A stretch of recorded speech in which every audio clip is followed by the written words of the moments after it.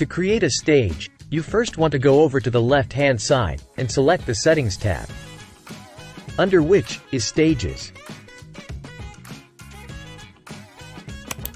You can see the various different stages here with different information. If you press on the larger, green, button in the upper left-hand corner, you can add stages. Index is the numbered step this stage comes in the process. If this thing is the fourth thing you do, its index is 4. Stage name is the name of the stage, for example, cleaning, and then a small description of what this entails.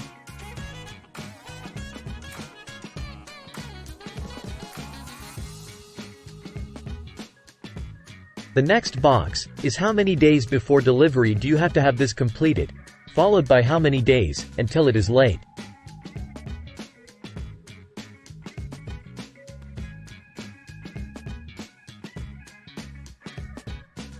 Points exist as a value of work. If it takes 1 point for one person to do an hour's cleaning, and you have 2 cleaners doing 8 hours of work, you can afford 16 points of cleaning.